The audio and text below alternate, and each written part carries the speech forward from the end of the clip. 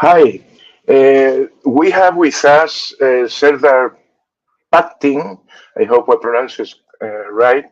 He's the founder of the Pact Agency, which is a cross-cultural agency based in London, and they help business, brands, and organizations to create meaningful strategies and solutions across cultures. It's interesting because, well, he will present a video now, and it's nice because food is a very cross-cultural and very important thing. We will talk about it maybe after your presentation, Serdar. So it's all yours. Go ahead and, and let us know what do you do and so on. Thank you for the introduction, Delgado. And it was perfect. My pronunciation. I hope I did justice to your name as well. Thank you. My name is Serdar Paktin. As Delgado introduced me, I work as a semiotician, sense maker, and a sensory experience designer across different companies. I have one company called Pact Agency based in London, and I have another one working on multisensory experiences based in Istanbul. And so I'm also not only cross-cultural but also cross-disciplines in terms of designing elements. And also like implementing them into brand strategy. Let me jump into my presentation and show you. Let's follow a structured presentation. Can everyone see my presentation, or should I? Okay, so this is yeah, perfect. All right, so today I'm gonna talk about the language of foods and how sensory codes, semiotics, and design are integrating into each other and show us manifest themselves in food, which communicates to us, and we communicate that to other people. So I already have introduced myself. I work at the intersection of semiotics and cultural strategy on one side. On the other side, I work on multisensory experiences, and together they define, the intersection is sensory codes and language. And today I'm going to talk about this intersection a little bit more. But I would like to raise a question to the audience and ask this question. Can you taste something that you cannot put into words? And feel free to put into comments, and then we can discuss all together. And it would be really good if I could get a few things from you guys. But in the meantime, I will continue the presentation and say, please, Delgado. Umami, yeah, perfect, great example. But it is also put into words. It's if there was no words for it, if umami didn't exist as a word, would we able to taste that feeling? And I think my answer to that question is no. But if there are any other examples, please do send me my way, and then I will, revise my thesis on this topic. So I'm going to start with Noam Chomsky's quotation on this. He says, the structure of language determines not only thought, how we think, but reality itself, because our perceptions are shaped by our language. And if we are not able to define or communicate what we see, hear, taste, smell, then it is impossible for us to make it into a reality, because if we cannot communicate it to other people, then it sure doesn't exist. And the shape of our language also defines how we perceive the world, how we sense, eat, food, and everything. So I'm going to show you a few things about this. One, I'm going to start with the Proust effects. Marcel Proust, as most of you might know, and I'm sure you heard about this book. It's called The Proust Effects: The Senses as Doorways to Lost Memories. And through through Proust's stories and his novel, In Search of Lost Time, the neuroscience community and scientists discovered that our sense of smell and our memory has a very strong connection, not only because of their, very closely connected in our brain, but also they are very closely situated in the brain. They're literally right next to each other. And through this discovery, we learned that the things that we smell have a stronger memory in our minds, and it stays longer for a longer period of time. And there's a lot of experiments on that. People do remember things about to 66% when they smell something in 10 years. But if you say something or show something to a person, they probably remember up to 25% within a year. And my percentages might be wrong because I'm memorizing a research that I remember from a while ago, and but I can send you the links to it after the presentation if you like. So Marcel Proust, through his literary discovery, also helped us make a scientific discovery where our senses play a strong role in our memory and in our perception. So building upon that, this was on a personal level, and now I'm going to move it into a cultural level, into a group of people. So a culture is a system of signs, symbols, meanings, rituals, traditions, thoughts, and behaviors that define a particular world perception, which we call a culture, and it defines a group of people and how they see the world, how they taste foods. And I'm going to give you an example about the Turkish language, which is my native language. We were working on a sensory semiotics project a while back about the texture of food. So it was about ice cream, and we were investigating the crispiness and crunchiness of an ice cream cone has an effect on people's perception of taste. And when we looked into the Turkish culture, we discovered that Turkish culture has a strong sense of textures and their definition of textures. So in Turkish, it's called reflexive, repetitive words, which define the texture of something, and mostly food. So I'm going to demonstrate that for you. So baklava, for instance, is a very thin layers of dough upon each other. And an ideal baklava would be 40 layers of dough, very thin. And when you bake them and put the sherbet on them, it needs to continue its crispy structure. And when you bite into a piece of baklava, it needs to crisp, but a very thin crisp. And that's called çıtır çıtır in Turkish. And so when I say this çıtır çıtır, it reflects the sound that we hear from the texture of the foods. And if it was a thicker, let's say it was a biscuit, when I bite into that, it would be kıtır kıtır. And if I bite something really thicker, it would be kütür kütür. And then it goes on like this. So there's a strong layer of crispiness of texture in Turkish language. And also it is not only describing one way, it also describes negative and positive. So çıtır çıtır would mean it would be a tasty and delicious crunch crispiness.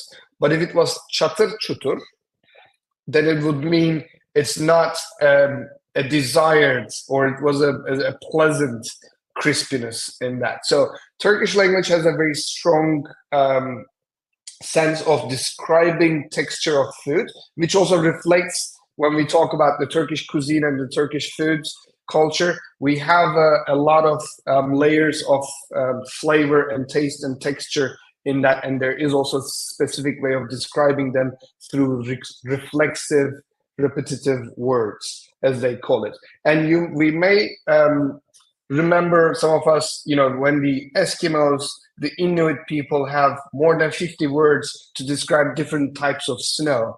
And that's what is very common and prioritized in their culture. And in Turkish culture, in this sense, is very prioritized about the texture of their foods.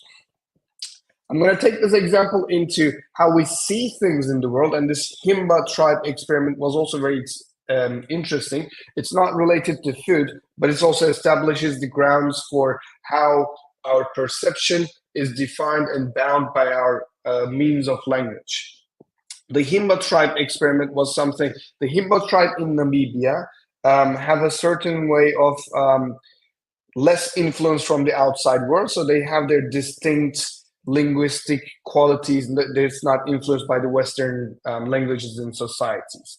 So when they did this experiment, they've seen that the Himba tribe has a different classification of colors in their language, in that they have abilities to see different shades of green better than anyone else, but they lack the ability to distinguish between certain shades of blue and green, because they classify blue and green in the same family in their language. In that sense, it's very difficult for them to distinguish and express that distinguishing through language. So in Himba culture, blue and green are falling into the same family, and they're literally almost the same thing for them. Whereas a Western person will be easy to distinguish between this blue and green that we see on the screen. Another experiment done with the Russian-speaking people and English-speaking people, they also saw that Russian-speaking people were easier to distinguish between shades of blue than English-speaking people. So the way we see things, even the colors that we see, even the tastes that we get, even the smells that we have, is bound by our language, and the way we describe things also distinguish how we perceive the world. And when we think about this in food design, this also opens up a new world for us.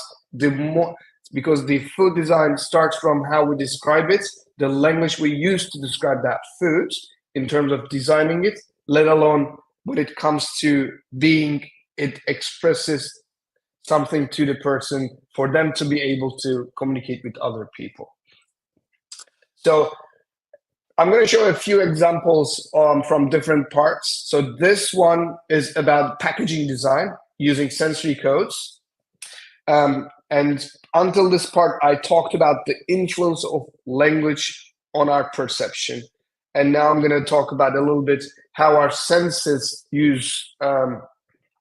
play a role in our perception when we touch things that are, when we touch the packaging of a food, or when we see their density, when we feel their smell, how it influences our perception about that food, like the texture or the sound of baklava, as we spoke. So this example coming again from Turkey through the agency called Science Salads, which is also one of our partners in semiotic research. We do work as a partner with them. And Science Salad observed this in Turkish market for a roasted almonds packaging. The top part of the packaging is like a sandpaper, and has a texture like the surface of the almonds. So when you touch the packaging, when you're trying to get the almonds out of it, you already start to feel the texture and the touching feeling of the almonds starting from the packaging, which also encourages you to go into the package, not only touching outside of the package, but open it and go inside. So this packaging design is used as a means of communication to mean that the texture of the almond is going to be in a similar structure. So another example is, again, something that we worked on before about the soup. There was a brand which wanted to launch the soup product as liquids. And again, we were working on the Turkish markets, and we had the opportunity to consider the Western soup culture and the Eastern soup culture and the differences in sensory codes in that. So Eastern soup culture, which includes Turkey and the region in that part, has coming from a long history of soup, where soup was the main dish for many people in the rural areas. Therefore, the soup needs to be dense in volume, needs to have nutritious elements like the chickpeas, bulgur, and other stuff, or even meats. So it needs to have a thick density, and also has as other elements into it. So you could call it like a stew almost, a more liquidified stew. And that's the general perception of soup in Eastern culture based in Turkey. But when we look at the Western culture, soup is generally liquid with chunks, and it's perceived generally as an appetizer to start the food, which opens the way for the main dish.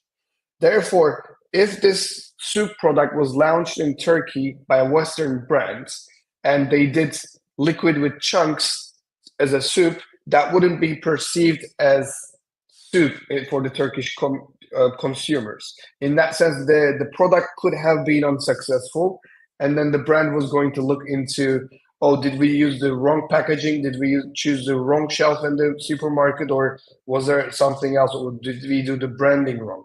But when we look at the meaning of soup in this culture, to start with, and how that soup density and ingredients communicates its consistency and taste to the people, that we start food design from that meaning part. So this example, I'm sure many people have seen already, but for others who haven't seen that, this is an apple juice bottle designed by the iconic brand of Martinelli. And when you bite into the bottle, which is a plastic thing, it sounds like an apple bite crunch. And that was a whole viral element during the pandemic time, like the mid 2020s. Many people were on TikTok and other social media buying this apple juice just to bite and to hear that sound and to prove if that's an element. And then so we see with the almonds packaging, this apple juice packaging through sound communicates and signifies the tasteful apple bite crunch to make people feel and perceive the apple juice tastier and more inviting for people. And it also turns that into an experience, because that sound even makes it into gamification, and also in turning that into a multisensory experience. This is from another semiotics agency, Space Doctors, which they did early in 2016. And this was called the Chocophonica experiment. They created phone booths in the Museum of Food in London. 4 different phone booths. It's soundproofed from the outside. And when people go into the booths, they put headphones on, and there is a person speaking to them about the chocolate that they're going to taste. And there was, as you can think, there are 4 different types of people, 4 different ethnic and sound types and sound characteristics from the headphones. And when people filled out those questionnaires, the person's sound or the person's voice had an influence on them to consider that chocolate as bitter chocolate, or milky, so that the sounds also had an influence on their perception of how the chocolate tasted for them. And this was also a major influence on how we see different sensory experiences influencing each other and opening way to more multisensory experiences in semiotic design. And finally, this is going to be my final example, and then we can go slowly into the discussion phase. We were doing a coffee research a semiotic coffee research in Saudi Arabia, and the coffee brand, which was a Western brand, was looking into the codes of coffee culture in Saudi Arabia and how to differentiate their communications into this cultural sphere. And the brand, as you could imagine, is talking about the caffeine boosts, the physical impact on coffee drinking on the person. So when you drink the coffee, you get your hype, you get your boost, you get your daily fix, so to speak.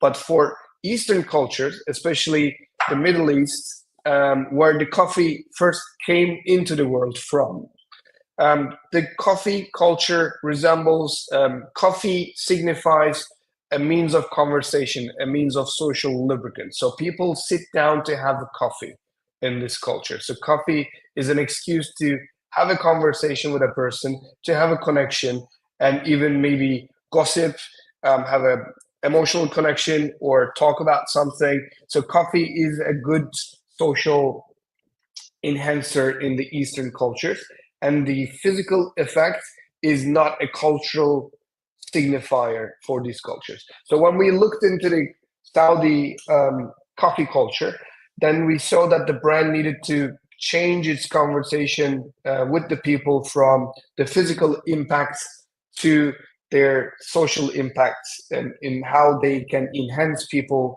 to engage with other better than a personal physical experience. In which case, so we saw that the Eastern culture has a certain cultural element to associated with coffee, and the Western culture, again, in a cross-cultural way, has a different association with the coffee and its impact on the people. So I gave all these examples starting from language. Sorry. Starting from language and going into the sensory experiences, the way we experience and the way we communicate food is highly cultural, based in our past experiences as a person, and also our learnings from our cultural heritage and our linguistic abilities to define and distinguish those experiences to communicate with other people. And these experiences are also translated into sensory communications or the sensory languages in terms of packaging design, or the consistency of a liquid soup, or the crispiness of the cone of an ice cream, or whatever you're designing. The sensory elements also have their semiotic codes attached to them, not only as on a cultural level, but also on a sensory level, and those speak to themselves between each other. So in that sense, I would like to conclude my presentation to say food design starts with envisioning its sensory and linguistic codes and their meanings for the people, and then take that into physical manifestation. Thank Okay. you. Thank you, Mr. Paktin. Exactly. I think you've been touching themes that are absolutely interesting. The language and the relation of the language with the food. Some fancy restaurants, when you go to eat, they tell you how they've done everything before you start eating. So then it tastes much better or not. And I think we could be talking for for a long time. But our time is getting to the end. I think we have 1 minute left. So I would like to say thanks to you. Um, and if you want to say a few words now, we have 1 minute. Definitely. I mean, thank you for your contribution in the comments on the comment section. Please feel free to reach out to me through my contact information here on the slides, and I can write them down as well. Perfect. Yeah, that's a And good idea. feel free to take this conversation to offline, not offline, but into private communications, and then we can continue this conversation either as a brand or as a person. Thank you for having me in this keynote speech at the design festival. Thanks a lot. So bye bye. We hope to see you again in person. Thank you. Okay. Bye bye. Bye.